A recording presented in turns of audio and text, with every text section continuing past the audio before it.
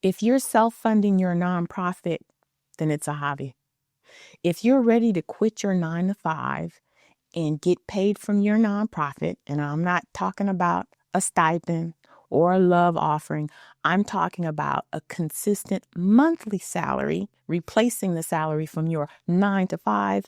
Join me on today's episode. Welcome to On Air with Amber Wynn, where nonprofit leaders learn to fuse passion and commitment with proven business strategies to create long-term funding, impact, and sustainability. And now here's your host and resident philanthrepreneur, Amber Wynn. Welcome, fam. Today, I'm talking about how to quit your 9 to 5 and get paid from your nonprofit. If you are self-funding your nonprofit, meaning you work your day job and then you work your nonprofit, then your nonprofit is a hobby, right? A hobby is something that we do on the side. A hobby is something that we do when we can do. If you are self-funding your nonprofit, then it's a hobby. If you want to work from your nonprofit, meaning your nonprofit is covering your salary so that you don't have to work your day job and then work your nonprofit on the weekends or in the evenings, then I have the solution for you. It's called Run Your Business the way the IRS has set it up. A lot of times people start their nonprofits without even doing the research on what a nonprofit is, on what it is that they are allowed to do and what they're not allowed to do. And it's that small little chunk of information, that piece of knowledge that takes you down the wrong road, right? It takes you down the wrong road. And what ends up happening is that you run your organization in a way that the IRS does not approve. And if the IRS doesn't approve it, guess who won't approve your grants? The funder. When we come back, we're going to dive into how to get paid from your nonprofit. If you're just starting out and have limited resources, you may be tempted to use a volunteer-based model for your nonprofit. Funders prefer paid staff because there's more accountability and consistency. But if you want your proposal to be competitive, then having more than just volunteers who come and go is essential. Check out my Building an Effective Nonprofit Volunteer Program Toolkit. It provides all the essential elements of an effective nonprofit volunteer program. Things that demonstrate standardization, consistency, and continuity. Learn how to develop a nonprofit volunteer program funders feel comfortable with funding. Order your copy today. Welcome back to On Air with Amber Wynn. And today we're talking about how to quit your 9 to 5 and start getting paid from your nonprofit. It is a dream. It is a dream that I hear about from most of the people who come to see me. I'm tired of self-funding my nonprofit. I've spent so much money on this organization. And here's what I have to tell you. There is a roadmap. And it's not, I need a grant. That's not going to get you to stop self-funding your organization. It's going to get you a grant. And here's the thing. If you're self-funding your organization, you need to understand that there's more to you being able to get funded every month from your nonprofit than a grant. If you listen to about 3 episodes ago, I tell you that grants are not the number one source for funding nonprofits. Out of the top 8 sources, grants are number 7. So that's not the solution. The solution is understanding how to run a nonprofit business. When I tell you that every nonprofit should have 10 streams of revenue, that's the way you get to sustainability. It's also the way you get to getting yourself a regular, consistent paycheck. And I'm talking market rate, month after month. It's not a grant. Grants won't get you there. What will get you there is having a seasoned board, because your board is responsible for fundraising. Amber didn't say that. The IRS said that. Right? What will get you there is having systems in place so that you can produce the financial statements that funders need to know in order for you to get those 6-figure grants, in order for you to get consistent funding. Those systems allow a funder to know that you can manage your money. Why? Because if you have 2 years of financial statements, then that means that you have systems that says, here's where the money is, here's where the money's gone, here's how much is still in the bank. Systems makes a funder feel comfortable. Being able to say, hey, I've got an infrastructure. What's that? Measurable goals and objectives. If you can't tell a funder at the beginning of the grant, this is the situation, and at the end of the grant, this is what the new situation is going to be by this much, meaning a percentage, then they won't invest in you. All of this comes down to how to run a profitable nonprofit. You want a profitable nonprofit so that you can quit your 9-to-5 and start getting paid from your nonprofit. But it doesn't just happen overnight, and a grant is not the solution. The solution is understanding how to run a public charity. Understanding that a public charity is a business, understanding all of the nuances because you have to balance it. Yes, it's a business, but you can't just take all of that business knowledge and drop it into a nonprofit. You'll get into trouble. You can't run it just like a public charity, meaning like everything should be donated because it's a business. Understanding how to balance those two is important, and it is the key to you being able to quit your job and just solely work for your nonprofit. You can't just quit your job and run a nonprofit because you don't understand all of those nuances that it takes to look the part. Looking the part is key. Sometimes, and I know I shouldn't say it, but I'm just going to say it. Sometimes nonprofits are raggedy, but they look the part. And so looking the part gets them past the eligibility. Getting past the eligibility means that you get to generate consistent money. Then you can build up your infrastructure, right? You can have a concise mission. You can have program descriptions that demonstrate impact and show measurable outcomes. You can purchase systems that will allow you to develop impact reports, that will allow you to track your donors and all of the things that you need to run a successful nonprofit business. This is how you quit your job. You don't quit your job by getting grants and getting grants and getting grants. Because even if you got $1 million grant, if you don't understand how to run your nonprofit business, that $1 million grant won't sustain you. Because inevitably, something is going to trip you up. Either it's going to be in the compliance, right? Because you didn't know, oh, I had to file with the Secretary of State.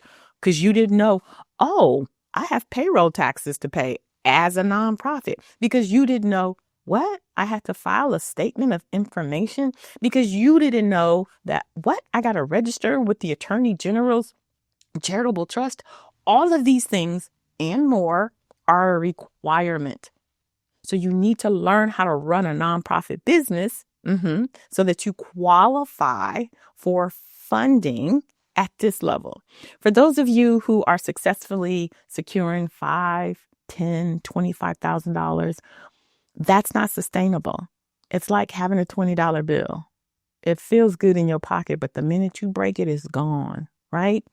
You cannot sustain your organization off of $5,000, $10,000, $25,000. You need to consistently get those 6-figure grants and bring in other resources, right? So you need to have fee for service. You need to have dues. You need to have memberships. You need to have contracts. All of that is you running a successful business. So if you're ready to quit your 9-to-5, that means you're ready to learn how to run an effective nonprofit. And if you're ready to run an effective nonprofit, I got you. It's called the Nonprofit Mastery Academy. And in this program, you learn all the things about nonprofits, not just how to fundraise, which you do. You learn how to build out your infrastructure. You learn how to recruit seasoned board members. You learn about what systems you need and where to get them. You learn all the things. This is how you go from a hobby to running a business. So if that's something that you're interested in, I'm going to drop in the link to the Nonprofit Mastery Academy so that you can get the information you need and let this year be the year that you transition from a hobby to a business. When we come back, I'm going to answer your question on Ask Amber. Not sure how to price your programs or how to cover salaries? Are you scared to increase your program fees? If you're struggling to fully cover the cost of running your program, then you need How to Price Your Programs for Profit. This workbook provides step-by-step instructions for how to develop programs funders love to fund, determine the cost to charge for your programs, and present salary costs in a way that funders will approve. Learn the secret formula I used as an executive director for how to fully cover program costs. Order your copy today. Welcome back to On Air with Amber Wynn, Philanthrepreneur. And in this part of the episode, Ask Amber, I leverage my 30 years experience in the nonprofit sector to answer your pressing questions. Today's question comes from Jason from Lancaster. Hey, yeah, so my name is Jason, and I'm calling from Lancaster. I'm 23, and I don't know much about nonprofits, but I host these skateboard clinics that, are becoming pretty popular with the youth out here. I do it because I love it, but some people have been saying I should start a nonprofit and get grants to help cover the costs. And I wanted to know if that's possible to get grants to help cover the cost of the events. We have them once a month, but if we had grants, we could definitely have them more often. Yeah, so I was just wondering, what do you think? Jason from Lancaster. First of all, let me say, I think that you should do more research on what a nonprofit is. And this is what happens, ladies and gentlemen. This is exactly how nonprofits start. Someone's doing some amazing work in the community. Like Jason said, he does it because he loves the kids, right? Someone will whisper in his ear, or a whole bunch of people will whisper in their ear, oh, you need to get a nonprofit so you can get a grant for it. This is not why you start a nonprofit, because starting a nonprofit is not accessing grants. Starting a nonprofit is starting a business. So if you're not interested in starting a business, Jason, meaning you have $25,000 capital to start your nonprofit, meaning you have seasoned board members who's going to help sit on your governing board, meaning that you're prepared to create programs with measurable goals and objectives and file all of the paperwork that it takes every year for compliance, do the reporting. If you are not ready to be a leader, to hire staff and pay payroll and do all of the things that come with starting a business, I'm going to say don't do it, because that's what you're stepping into. It's not, oh, I'm starting a nonprofit to get grants. Grants is not the number one source of funding for a nonprofit. Individual donor giving is, right? Then after that, corporate sponsors. And then after that, grants are like the number 7 on the top 8 of revenue coming into an organization. So you're going to start this business with no business acumen, and you're going to struggle because you thought, like everybody else, oh, you're doing this amazing work. There are grants out there for it. But if you've been doing it for 2-3 years and you haven't captured all of your impact, then when you start it, now you got to capture the impact. But now you're competing with other people who've been doing it for longer. So I'm saying all of this, Jason, to let you know it's not that simple, babe. You're starting a business. So if you're not interested in starting a business and doing all the work that you're doing, I'm going to encourage you to continue to do your monthly clinics. What you could do is find a nonprofit who focuses on youth, ask them to sponsor your program, ask a corporation to sponsor your program. Or if someone says, I want to give you a grant, get fiscally sponsored. So then the fiscal sponsor is responsible for all of the financials and the reporting. They will get the grant and then distribute the grant to you. And you get to do a test run to see if you even want to be a nonprofit. Before you jump in, consider getting a fiscal sponsor. But it seems to me that you're doing good work. And I'm going to encourage you to continue to do the good work because you're 23, and running a nonprofit is hard. It's a business. All right. If you have questions for me, feel free to reach out on any of my social media channels. Email me at amber@amberwynn.net and ask your question, because I'd be happy to answer it on air. Now we're going to slide into the next section of my episode, which is Shine On Nonprofits, where I feature not only my amazing nonprofit leaders, but some of the people who help to support them. Because it's important to understand that the nonprofit sector is comprised of a whole bunch of amazing people. The people who are doing the work in the community and the people like myself who are supporting the people who are doing the work in the community.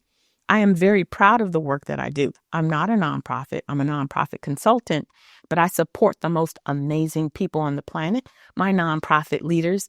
And in doing so, I'm able to give back to communities, right? Because when my nonprofits are strong, then our communities are strong. And today we're on part 3 of our conversation with Pamela Clay of Living Advantage. So let's jump right in.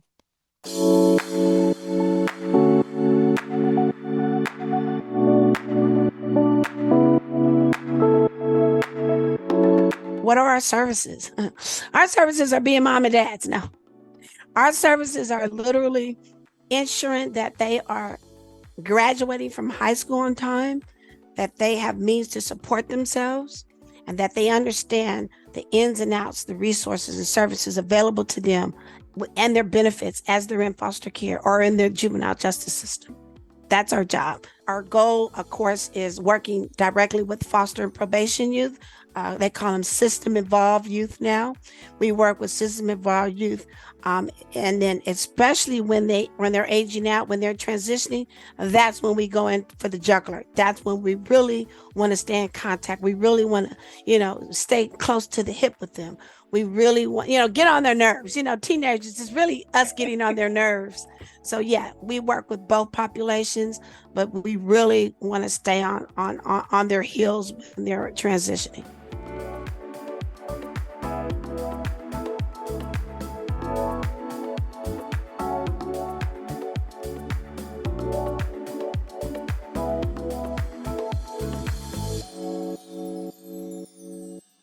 Welcome back. Are you enjoying our conversation with Pamela Clay? So many people are doing amazing work in the community and they just don't get enough visibility. Visibility is key to your success as a nonprofit. So if you'd like for me to feature you on my nonprofit spotlight, hit me up on one of my social medias and say, hey, Amber, I'd like to be featured. If you want to watch the full episode of my conversation with Pamela Clay, go on over to my YouTube channel and watch the full episode. We have one more episode left next week, part 4. I'm so excited. Today, we've talked about how to quit your 9-to-5 and start getting paid from your nonprofit. Essentially, it comes down to this: learning how to run a nonprofit business. A nonprofit is a public charity, but it's also a business, and you can't start making stuff up. When you make stuff up, it makes your business look wonky, right? There are always more applicants than there is money. So it's important, in order for you to be competitive, that you look the part. So to quit your 9-to-5, you need to learn how to run a nonprofit business. And if that's something that you're interested in doing, click the link. I'm going to drop it in the bio. I'm always looking to support nonprofit leaders with my course, the Nonprofit Mastery Academy, that walks you through how to run an effective and profitable nonprofit. If you've enjoyed this episode, be sure to like, subscribe, and share this episode with somebody in your network. I'm so pleased to be here with you every week. So thank you for taking time out of your day to hang out with your girl. Remember, take care of yourself like you take care of your community. See you next time. Thanks for listening. If you enjoyed this episode, subscribe and leave a review on iTunes. Head over to www.amberwynn.net/podcast for the links and resources mentioned in today's podcast. See you next time.